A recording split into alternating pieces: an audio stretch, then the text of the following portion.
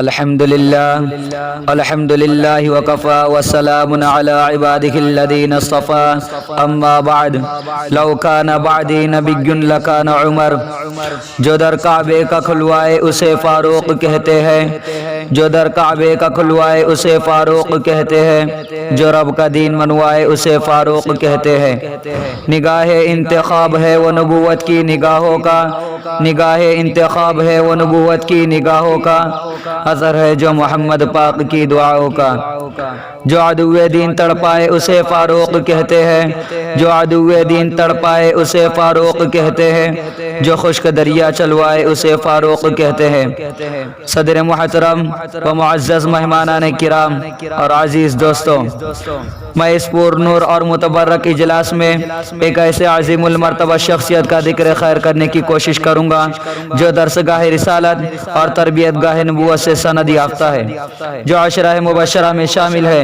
جن کو کبیر بالذات یزداق کی طرف سے رضی اللہ تعالی عنہ کی خوشخبری سنائی گئی ہے، جو خلیفہ ثانی ہے، جو خسر رسول ہے، یعنی وہ حضرت عمر بن خطاب رضی اللہ تعالی عنہ کی ذات اقدس ہے۔ حضرت عمر رضی اللہ تعالی عنہ ایسے درسگاہ سے فارغ ہوئے جس کا مشن دعوت اللہ ہے، جس کا معلم رسول اللہ ہے، جس کا نصاب کلام اللہ ہے۔ یہ وہ مدرسہ ہے جو علمی سرگرمیوں کا مرکز ہے، جو عملی سرگرمیوں کا مرکز ہے، جو تنظیم و تبلیغ کا مرکز ہے، جو عبادت و تربیت کا مرکز ہے، جو سلطنت و فقیری کا مرکز ہے۔ اس عظیم الشان درسگاہ سے حضرت عمر بن خطاب فیضیاب ہوئے۔ اگر آپ تاریخ کے اوراق پلٹے تو حضرت عمر کی عظمت و جلالت، قدر و منزلت، فضائل و مناقب روزے روشن کی طرح حیا ہو جائیں گی۔ محترم سامعین کرام، حضرت عمر بن خطاب ابو بکر صدیق کے بعد مسلمانوں کے دوسرے خلیفہ بنے۔ آپ محمد صلی اللہ علیہ وسلم کے خسر اور تاریخ اسلام کی اہم ترین شخصیات میں سے ایک ہے۔ آپ کا شمار علماء و زاہدین صحابہ میں ہوتا تھا۔ حضرت عمر رضی اللہ تعالی عنہ ایک باعظمت، انصاف پسند اور عادل حکمراں مشہور ہے۔ آپ ہی کی عدالت میں مسلم و غیر مسلم دونوں کا ایک سا انصاف ملتا تھا۔ صدر علی وقار حضرت عمر بن خطاب کے دور خلافت میں عراق، مصر، لیبیا، سرزمین شام، ایران، خراسان، مشرقی اناطولیہ، جنوبی آرمینیا اور سجستان فتح ہو کر مملکت اسلامی میں شامل ہوئے۔ اس کا رقبہ 22,51,030 مربع میل پر پھیل گیا۔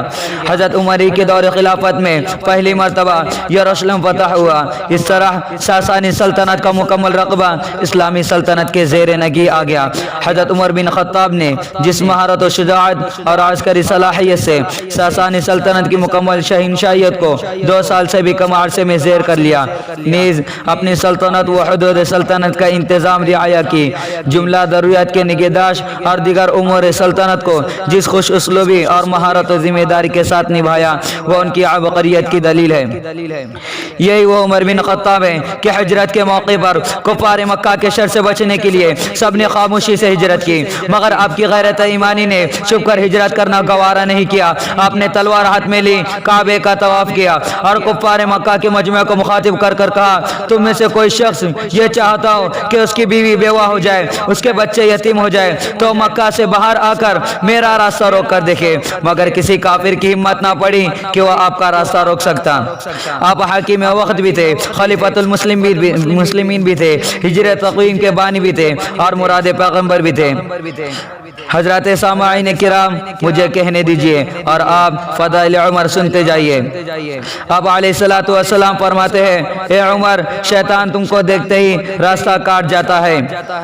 آپ علیہ السلام فرماتے ہیں، جبرائیل و میکائیل میرے 2 آسمانی وزیر ہیں، جبکہ ابو بکر و عمر میرے زمینی وزیر ہیں۔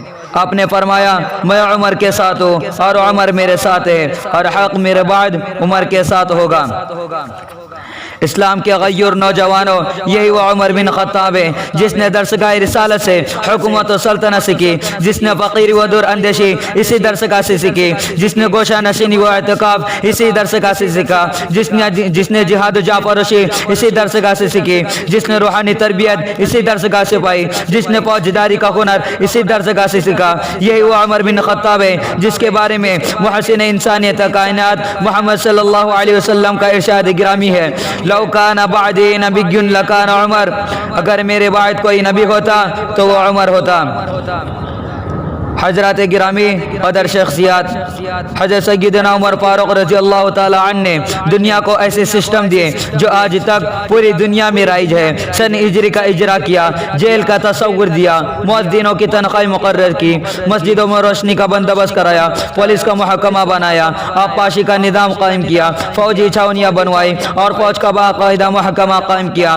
آپ نے دنیا میں پہلی بار دودھ پیتے بچوں، معذوروں، بیواؤں اور بے آسراؤں کے وظائف مقرر کیے۔ آپ راتوں کو تجارتی قافلوں کی نگرانی کرتے تھے۔ آپ فرماتے تھے جو حکمران عدل کرتے ہیں وہ راتوں کو بے خوف سوتے ہیں۔ آپ کا فرمان تھا کہ قوم کا سردار قوم کا سچا خادم ہوتا ہے۔ آپ کی مہر پر لکھا تھا عمر نصیحت کے لیے موت ہی کافی ہے۔ اسلام کے نوجوانوں، حضرت عمر رضی اللہ تعالیٰ عنہ کے دسترخوان پر کبھی 2 سالن نہیں رکھے گئے۔ آپ زمین پر سر کے نیچے اینٹ رکھ کر سوتے تھے۔ آپ کے کرتے پر 14 پیون تھے۔ آپ کے عدل کی یہ حالت تھی۔ آپ کا انتقال ہوا تو آپ کی سلطنت کے دور دراز علاقے کا ایک چرواہا بھاگتا ہوا آیا اور چیخ کر بولا، لوگوں، حضرت عمر فاروق رضی اللہ تعالیٰ عنہ کا انتقال ہو گیا۔ لوگوں نے حیرت سے پوچھا، تم مدینہ سے ہزاروں میل دور جنگل میں ہو، تمہیں اس حادثے کی اطلاع کس نے دی؟ چرواہا بولا، جب تک حضرت عمر فاروق رضی اللہ تعالیٰ عنہ زندہ تھے میری بھیڑیں جنگل میں بے خوف پھرتی تھی اور کوئی درندہ ان کی طرف آنکھ اٹھا کر نہیں دیکھتا تھا، لیکن آج پہلی بار ایک بھیڑیا میری بھیڑ کا بچہ اٹھا کر لے گیا۔ میں نے اس بھیڑیے کی جرأت سے جان لیا کہ آج دنیا میں حضرت عمر فاروق رضی اللہ تعالیٰ عنہ موجود نہیں ہے۔ اور بہت ساری خصوصیات کے حضرت عمر فاروق رضی اللہ تعالیٰ عنہ حامل تھے جس کی بنا پر اسلام کو قوت و طاقت ملی۔ کس طرح ہو تذکرہ حضرت عمر فاروق کا، کس طرح ہو تذکرہ حضرت عمر فاروق کا، کیا بتاؤ مرتبہ حضرت عمر فاروق کا۔ سرکار کو لینے نکلے تھے سرکار کے خادم بنے، سرکار کو لینے نکلے تھے سرکار کے خادم بنے، کیا عجب ہے واقعہ حضرت عمر فاروق کا۔ میں اپنی بات کو یہیں ختم کرتا ہوں۔ السلام علیکم ورحمۃ اللہ وبرکاتہ۔